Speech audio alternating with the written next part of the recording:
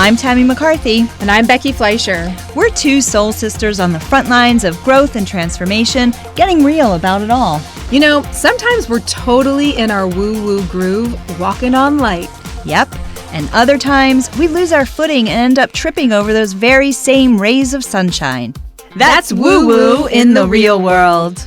On this show, we're giving you an inside look at all the healing practices and mindfulness that we use and how we integrate them into our lives. Yep, we're talking to interesting people who can help us along the way as we look at some of the woo and wild things that make us go, We hope that you'll join us, living woo-woo in the real world.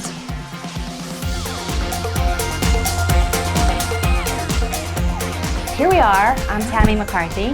I'm Becki Fleischer. So this is exciting. Our first.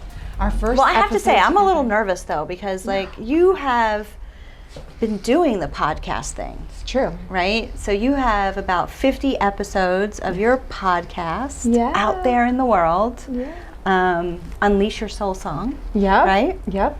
And I'm a podcast newbie. But this is our first podcast together. Yes, it is. It is. And it's very much an extension of Unleash Your Soul Song, which you were part of. Yeah. You were, I think, my second guest on that show. It was so awesome. It was a great episode. Mm-hmm. And very much how that show was really about embracing the edge of becoming and that kind of, I don't know, uneven time when you're just starting to see that things might need to change in your life and that there may be bigger things out there for you to explore and how scary that can be to step into that unknown. Mm-hmm. That's really more what that show was about. And I feel like this show is like the evolution of it. Yeah. It's the integration point. Right. Where you've stepped out into the edge of becoming, you are trying to do all the things, you are really trying to live your life in a more aligned fashion, and then the real world comes along and so the real world is pretty messy, right? Messy, yeah. And so, you know, what's so great is that you and I met. How did we meet? We met, this is the best. We met in 2020, in January of 2020. January of 2020, okay. Yes. And this actually, like this very officially spot. met? Yes, officially Here met. at Kahlo? Here at Kahlo. Okay. Because I had heard you play at North Star. Yes. But we didn't know each other then. We did not. Okay. No. So we met here at Kahlo, which is great. Kahlo. Thank you, this wonderful space, for bringing us together. Yes. This wonderful space for having us do so many great things together. Yeah, but for some reason we were like, okay, let's have coffee. Yes. Right? Let's talk. Yeah. You reached out because you were like, I'm just so fascinated. Like, what are you doing? Yeah. And why don't I know you? And you're in Pound Ridge, and I'm in Pound Ridge, and my business is in Pound Ridge. So, yeah, that's how it started. And I think we met right here at this exact very spot. And we just started talking. And I think we planned to just like chat for a few minutes, and we chatted for like 2 hours. Yeah. And I remember, weren't we at kitchen table at some point? Yes. Right? It's like, the first time wasn't enough. Let's go to kitchen table. Let's sit and we talk. But I think what we both realized was we had stuff going on in our lives, right? And we connected over that, even though like our journeys are so different, there are so many similarities, right? And you had talked about, you know, kind of what we affectionately call woo-woo, right? But, you know, spirituality and where we are in our own spiritual journey. What are the tools that we use or don't use? What have we heard about? And, oh, you went to that healer or that reader and you had this experience or that experience. And there's a lot to be learned from each other. So much. And even since then, 2020, so here we are, we're sitting here in 2022, and we've known each other for a couple of years, and where we were when we first met to where we are now, woo! Like, night and day. Wow, exactly. Right? And what we share, not only this amazing connection and friendship, but this journey and being open to this journey, right? And as hard as it is, look what can happen. I know. And also how much easier it is when you are in community with others. When you're in community with others, right. When you have other people who are kind of going through the same things that you're going through. And like you said, the journeys, nobody's journey looks exactly the same. Right. But the contours are recognizable. It's kind of like, oh yeah, I know what you're feeling there because I had kind of felt that somewhere else in a different way. And it makes you feel, honest to God, it makes you feel less crazy. Yeah. That, oh, I'm not losing my mind. Yeah. And I'm not, totally blowing everything up in my life, Right. or horrible things are going to happen, or that these amazing things are happening and they're real. Right. Like these Or I amazing am things. blowing things up in my life, and it's going to happen. Yeah. And I'm going to roll with it, and we're going to see what comes out on the other side. Yeah. Right? And that's a scary journey. Oh my gosh. And however, I wouldn't change the blow up, having gone through that, yeah. For anything. Right? Well, it's definitely part of the journey. It's definitely part of the Yeah. journey. So people are probably like, what the fuck are these people talking about? For sure. Like, give it to us, girls. And, look, we all are having a human experience, right? And life is, oh my gosh, it's such every day. There's your ego mind and your thoughts, and everything is sort of just vying for your attention all the time. And then you put your emotions in there, right? Yeah. And it's just this big ball of bleh. Mm-hmm. And so, and that's a technical spiritual term, by the way. It is. Blah, right? I mean, it's so amazing that as a musician, you can actually have a very structured way to work through your emotions and write them out in a song, right? Yep. But a lot of people don't have access to their emotions that way, or they don't true. want to access their emotions that way. And we're both energy people, right? And so, energy is everything. And we were just talking about an experience that I had where, even as someone who's always aware of my energy now and working on my energy, I was in so much physical pain for so long, and up until a week ago, this is just chronic pain was part of my life. And then I had an unexpected Reiki session with a healer in Chicago. Yes, I need to hear about this. I need to know about this. I go to acupuncture, I have cupping, I meditate, I do so many things to work through, and obviously have healers, and work through the energy and what's going on in my life that way, in a really healthy way. But I had this intense lower back pain forever. And to the point where, then I had steroid shots, and, it was great for a little while. So I had to go to Chicago last week, and I had some time to kill. I got there in the morning, and I didn't have anything on the calendar until 5 p.m. that evening. And so I thought to myself, wait a second, this would be a great time to see what are the healers in Chicago, or should I go for something? Let me just see. Then I said, wait a minute, I know somebody in Chicago. So Leslie Stevenson is an angel intuitive master Reiki high priestess who, during the pandemic, I was connected to her through a mutual friend, and at the time I had created an angelic pillar candle collection with the archangels. I have one. You do. And I thought this would be great at that time when I met Leslie to pair or to offer a remote angel healing and reading with Leslie. And I know many people, I think including you, had a remote reading with Leslie, who is amazing. Well, in the world of we're not shut in anymore, and here I am in Chicago, and oh my goodness, Leslie's in Chicago. Wait a second, I think she's working at this place called the Ruby Room. Where's that? Oh, it's 15 minutes from me. Let me text her. So I text Leslie. We're freaking out over text that we have never met in person. Oh, wow. I've had multiple remote sessions with her. People at Kahlo have had remote sessions with her. And now we're going to meet in person, right? But oh my gosh, are you booked? Can you see me? She said, well, you can either come right now or at 5 o'clock. And I'm like, well, I can't come at 5. I'm going to come right now. So I get in the Uber. I go over there. I go to the Ruby Room in Chicago. So if anybody's ever in Chicago, go to the Ruby Room and see Leslie. And at first, when we just locked eyes, the energy exchange was incredible. So we were both instantaneously crying because it was so magical. And I went into her room, and I laid on the table, and she works with crystals, and she works with cards as well. and smudging and any types of tools, energetic tools, and high vibe goods that she feels or spirit feels needs to come into the session, she will pull those in. And she's channeling and she's doing Reiki on you. Wow. And so there were beautiful, intense messages coming through that were so accurate for what is happening in my life right now.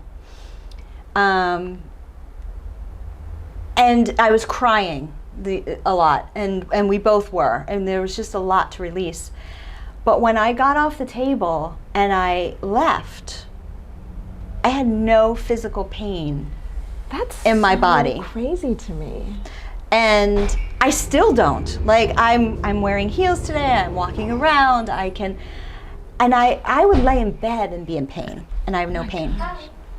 That's So incredible. when we talk about energy being stuck in the body, there was a serious blockage there, and it got moved, and I was just like, wow. And she had no clue. She didn't know what was going on. She didn't know that you had lower She didn't back know pain. that I had any pain. Nothing. At all. But I didn't come in saying, oh, Right. I'm in so much pain, and please get this pain out of my back. I didn't say any of that. Yeah. Well, that's what we were talking about, emotions and energy. You know, emotions are just energy in motion. Yeah. So you had something that was bouncing around in there. Right. Probably hold up in your back, maybe Right. in your, you said maybe it was your root chakra, you think? Yeah, I think it was related to my root chakra, and you know, I have, there's a spiritual coach that I talked to in British Columbia, and I was talking to her on Wednesday night, the night before my birthday. Uh-huh. And I was telling her about this experience, and she said, of course. And I go, well, what do you mean, of course? And she said, well, lower back is, you know, you are not feeling supported and you're feeling attacked. Huh. And I've shared a lot in my own like social media world and with Kahlo in terms of what's going on, you know, in the physical space that I have here about some people in town. So, but I thought that I was moving that along and processing that and dealing with it, but I wasn't. Because subconsciously we also carry around stuff and trauma, right? And that we might not even know is there. And you might not even know it's there. That is very interesting to me. I have one question for you that I want to rewind, but I want to just let everybody know if they're hearing the little chimes, it's because we're actually in an active store. Yeah. We're doing this. We're life in the is middle of the rolling. day. That's right, because this is how it is. This is how it is. You got to get your woo-woo in when you can, and this is when Tammy and I are chatting. That's so right. her That's when store we're is both available. open, and Sophia just went and helped someone, which was just lovely. So thank you. Thank you, Sophia. But wait, you said you have a spiritual coach. Yes. And I need to know what that means, and where did you find this person? Okay, this is a funny story. Okay. So, do you use apps, meditation apps? Not really. I mean, I think I have maybe one or two downloaded, but I Okay. don't really use them. So, for anybody that's new to meditation, and you might be curious about apps, I highly recommend them. And the one that I use is called Insight Timer. Yes, I think I have And it's that a one. free app. And I, you know, it's interesting. It's always what resonates for you, right? And so this app has been on my phone for a while. And sometimes if I'm having trouble falling asleep, I like the, you know, soundscape stuff or the sleep music and that kind of stuff, just to like, if I can't quiet my own mind, I need some interference to help do that, right? Not drugs, but you know, just a little meditation app. Organic interference. And so I found this meditation on Insight Timer, and the woman's name is Sofia, but not you behind the camera, Sophia. Sofia Light Jewel. Light Jewel? Light Jewel. Oh, that's a Sofia cool last Light name. Jewel. And her meditation, when I found her about a year ago, literally changed my world. Really? Okay. She has and if anybody is interested in this, there's the morning meditation and the evening meditation with Sofia Light Jewel, and it's with the archangels and the medicine wheel. I'm definitely checking this out. It's phenomenal, and it's only about 14 or 16 minutes, right? So you're not locked in for a long period of time. But I started my day that way, and I was ending my day that way, and I saw some major shifts happening, right? And something about her just resonated with me, and there's a whole component to her work, which is called light language. Yeah, I have heard of that. I've heard other people who talk about light language. Which is like, you know, when you're leveling up in terms of stuff that you want to explore, light language is something we could dedicate a whole episode to, maybe. I bet, because I don't and really even maybe bring understand Sofia in. Anyway, so I was listening to this, and then I wanted to go deeper into, well, what other meditations does she have on here, right? And so I was looking at all of that. Wait, I mean, come on, she's a person, she lives in the world somewhere, she probably has a website. Let me check out her website. And that's how I found my spiritual coach, Sofia Light Jewel, because I went to her website and I was like, yeah, I want this person in my world beyond just these meditations. And so we've had about, she's new for me in this regard. So we've had 3 sessions now. And I was talking to her about having used her meditations for close to a year. This is where I am, this is what's happening. And it's been amazing because even Wednesday night, when I was relaying these things that had happened in Chicago, she said something very, very interesting. And now I like to think I've been in this like spiritual journey for so long, right? And I never heard it in this way. Which is, you know, it's, you know, we talk about these shifts and how can we shift energy and calming your monkey mind and, you know, woo-woo in the real world, and how do we integrate that, right? And she said what you did was you were so tapped into source and the fact that we're all divine light. And when, you know, oh my landlord, oh my space, oh my, you know, whatever's happening in your world, right, shrinks you. And when you had gotten to that table, based on everything that was going on, you were so caught up in this physical body, limited, low vibration you're getting world of physical pain being blocked everywhere, right? And once you were on that table and you're just allowing and you're open and you're focusing on what does the feeling of after, what do you want to call into your life, right? Is it relief? Is it joy? Is it whatever it is for you? And when you tap into that, that's when you are in the feeling and you're in that vibration. That's when you're source, and that's when the shifts happen. When you're so open to the energy is when you shift your energy. When you're just focused on the issue, the problem, the situation, the purpose, or not the purpose, but the person, it all gets covered up. It gets covered up. Yeah, that makes sense to me, because Right? it's when I was going through like the early days of my whole shift thing, I heard Eckhart Tolle saying something about people look externally for their purpose, and they look for things that make them happy.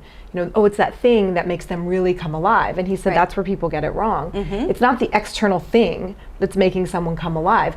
It's the external thing as a tool to pull back the layers so you can see what's already there. And when he said that, it was such an aha moment to me, because I felt that way about music. I was like, there's something about music that just makes me come alive. And people say that when they get into something, it just makes me come alive. It's that thing. But his point is it's not the thing.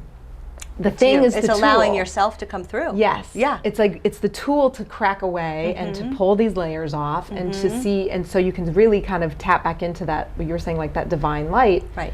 Just let it shine bigger and let it shine brighter. Right. And those are great things that help you do that. And so it sounds like that's what happened on that table. Well, yeah. And also one of the things that she was explaining, and I guess I really understood it for the first time, maybe because of this experience that I had, which is, as humans, we're just this speck in this ginormous, I mean, I think there were pictures posted the other day. I saw like NBC News was posting a picture of a galaxy 32 billion light years away. And, you know what I mean? It's incredible. Like so our little brains, as magnificent as they are, they're not about that world, but that world impacts us. We're just part of it, right?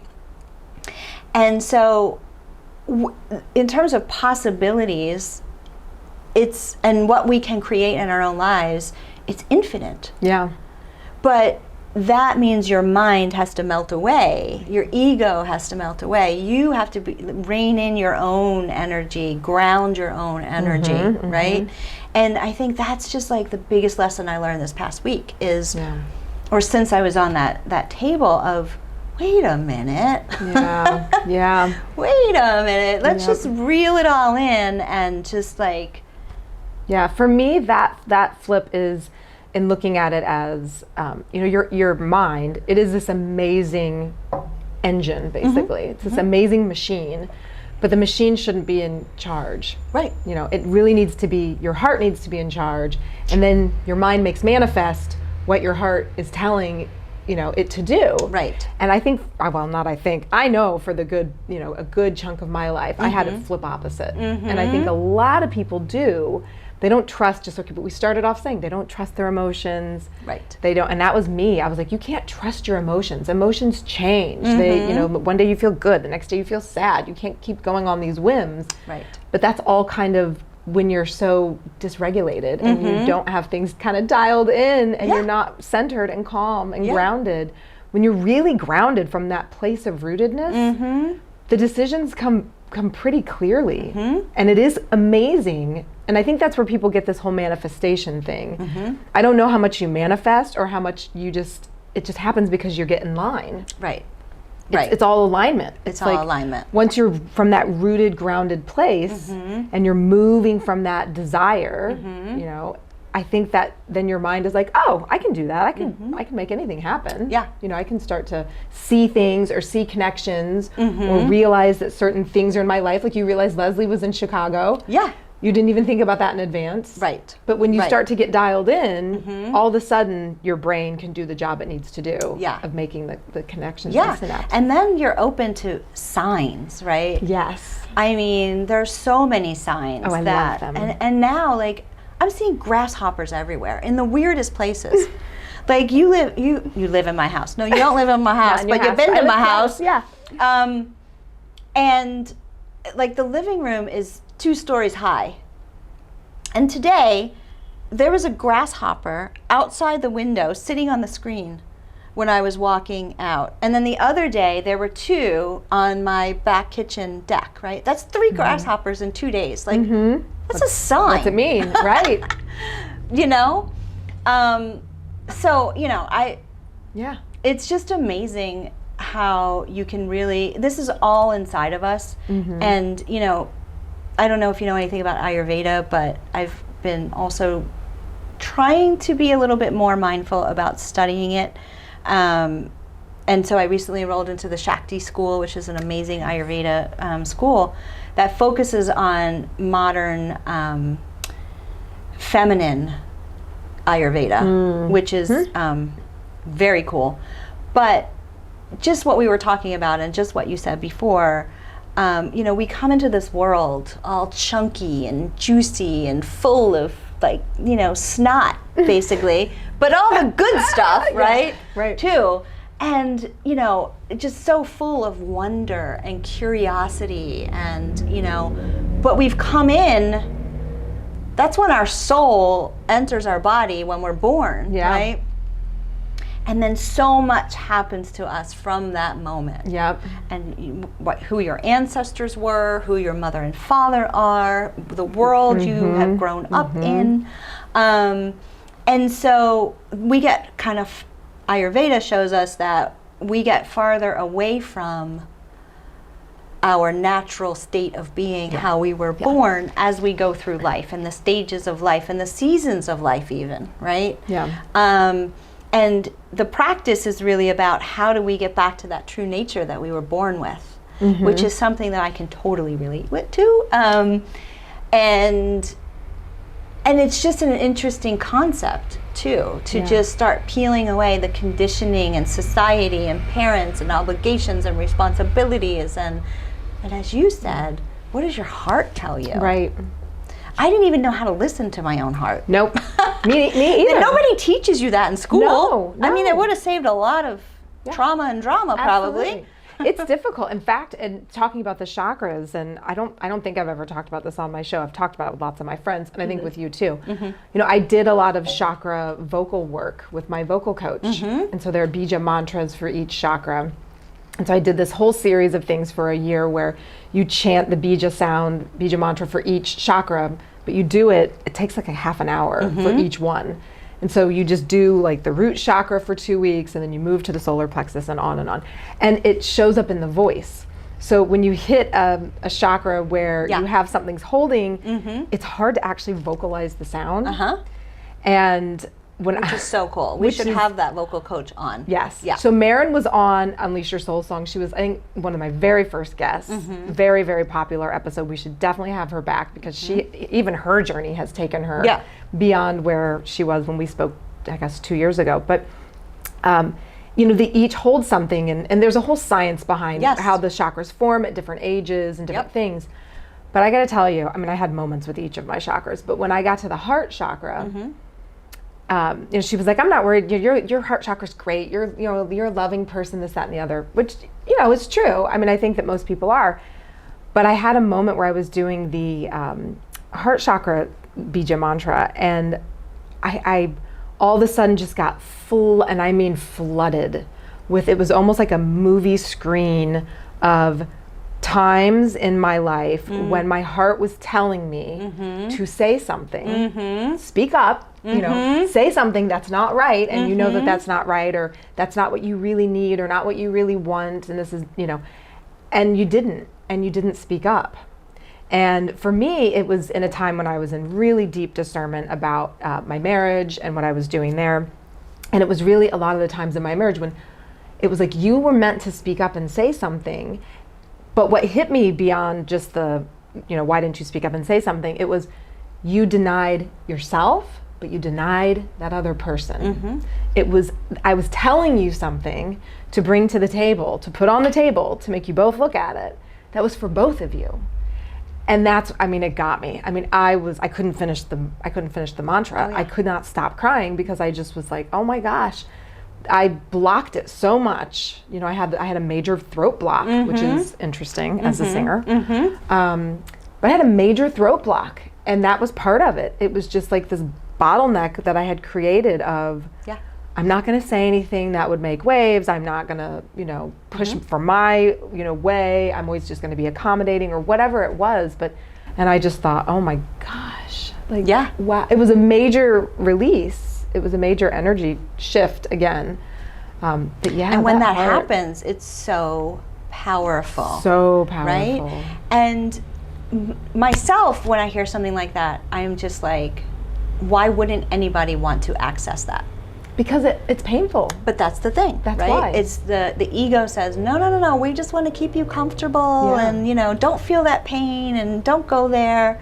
But then also, why would you want to be shackled for your... Correct. Right? Yeah. Like, once you get to the other side and you see what you're meant to be and experience, and so that's why I think so many people have to hear about other people's journeys because... Yes, it can look and feel scary, but what's waiting on the other side is anything but scary. Correct.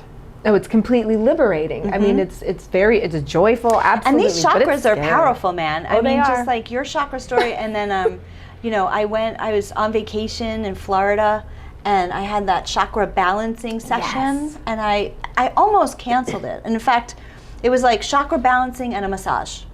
Right? And so I was like, you know what? I'm good. I don't need to balance my chakras. I'm just going to do the massage. And I told them sort of right before I went in, but the practitioner didn't know that. She sort of like got it last minute. So when I walked in, she said, oh, I had you for the chakra balancing and the massage. So I meditated before you walked in. And you don't have to do the chakra balancing. But we'll just do the massage. But because I meditated, I think that you should know your third eye chakra's blocked. Wow.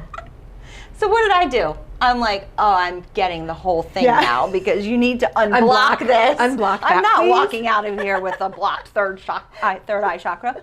And so you know, that was powerful in terms of how she was moving through that. And the next day when I was meditating on the beach, I saw the most vivid image. It was, like you said, it was a bit of a movie that was happening, but it was not people or feelings. It was as if someone was writing a line that was being connected. Dots, and then a line that was connecting the dots. And in the session with the practitioner who had told me about this block, she said the message that I needed to hear was to connect the dots, that everybody's timeline and path is different. Yeah. So connect your own dots. And then here I am, I'm having this meditation on the beach, and I'm seeing, and I'm questioning myself, like, am I really seeing that? Right. But it kept going, and it was going. And then so many things happened after that, where this phrase, join the dots, connect the dots, kept coming up. Right? So the dots, they were So after it's like you. the universe does have a way of getting your attention if you're open to it. And if you're open to it, like we were saying, that's when the shifts can happen. That's when your energy and what you want to have as an outcome can change or be possible. Yeah, absolutely. And it is very much, you know, being open to the signs. And everybody has free will. That's correct. Because Right? Because you could have had that experience and you would have been like, okay, great, but I'm not going to do that. Or some people would say, well, you just put that in your head. She Yeah. put that in your head, and so that's why you started seeing dots. And she just brought it to your consciousness. And so, you know, I have friends that still to this day will say things like that. You know, I have this thing about hawks. I've been seeing hawks this year a lot, which is an interesting, you know, sign in and of itself. Yep. I mean, if you look at native, you know, traditions, this is what they're all about. I mean, they were so in tune with the planet and animals and everything. So I don't think it's crazy for us to think that if animals or something in nature is really presenting itself over and over and over, I think there is something in there for you to explore what's there. Now, how you explore that and what that means is a process where coaches and different things can be helpful. But you know, I have some friends that are like, well, I mean, there are just a lot of hawks right now because during the pandemic, all the hawks came back. Right.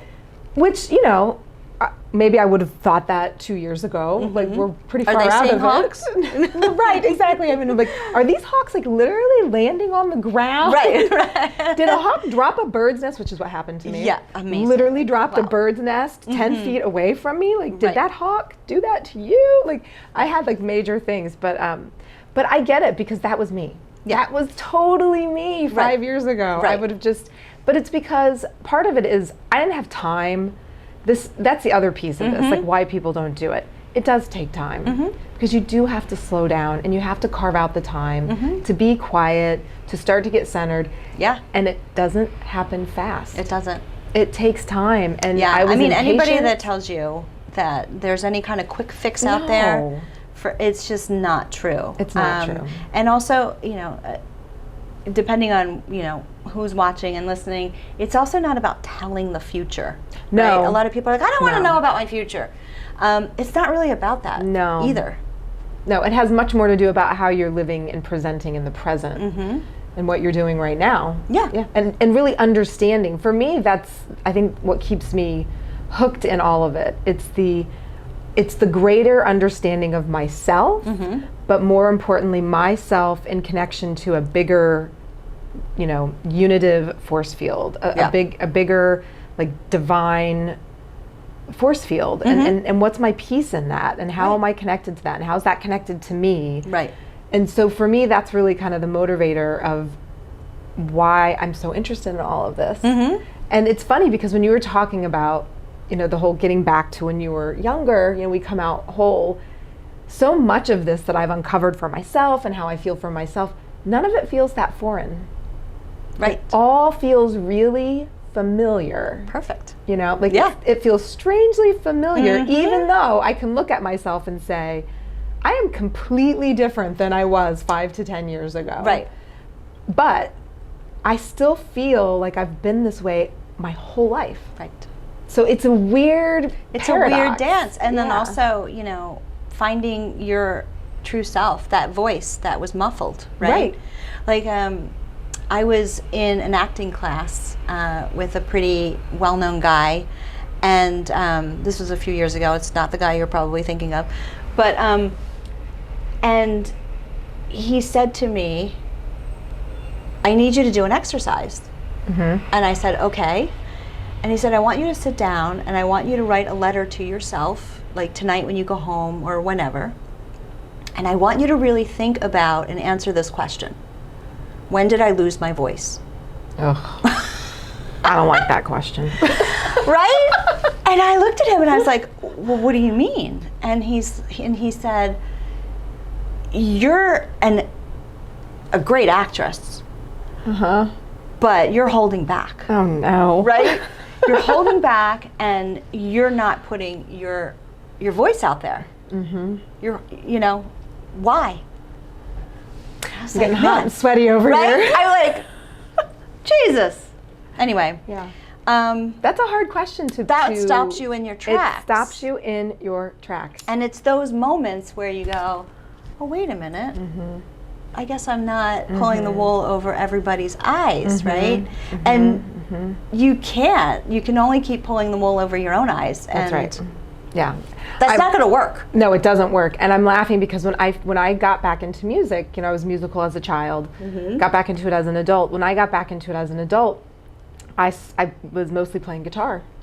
And I swore up and down I did not sing, which is crazy kind of, because I won singing competitions as a kid. That's what I did. I mean, a beautiful voice. She's got an amazing voice. Thank you. I wasn't fishing for a compliment. No, but just to say, just how nutty we can get in our own heads, right? I'm not a singer. I don't sing, even though that's really what I had done as a child, and arguably did better than playing guitar. But for some reason, that's what I was laying down. Maybe the guitar was a shield. It was a little less scary to put myself out there. I don't know. But the more that I started playing, and I would just kind of sing here or there, people would always say to me, you have to sing. Why aren't you singing more? You have to sing. This is crazy. And I was just, no. And that's the whole story, really, which I've said on my previous episode, so I won't go into it again, about how I ended up, working with the people I work with now as my bandmates. They had asked me to come sing with them, and I kept saying no. I cannot do it. I cannot do it. For 2 years, I said no. And then the minute I said yes, you really had to, I had to start turning it on. But the minute I said yes is also when my very first song came to me. My very first song came to me. It was like a little gift. Yeah.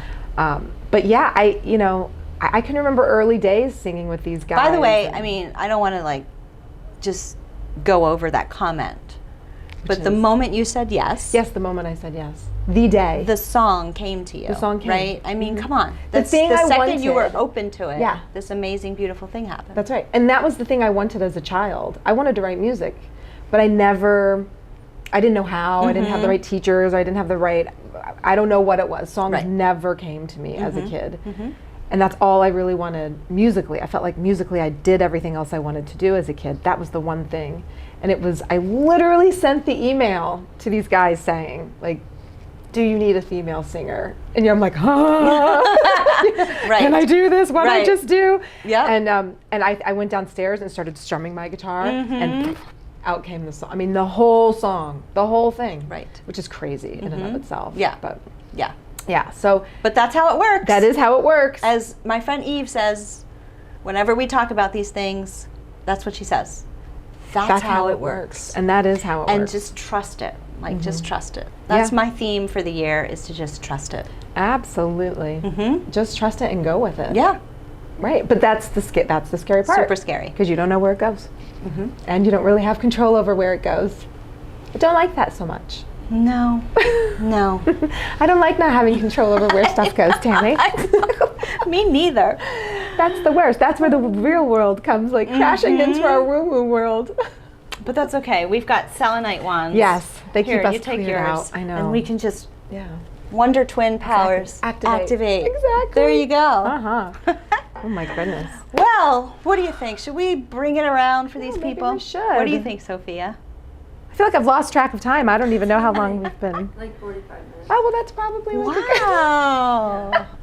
That's probably a good first run. What should we say in conclusion?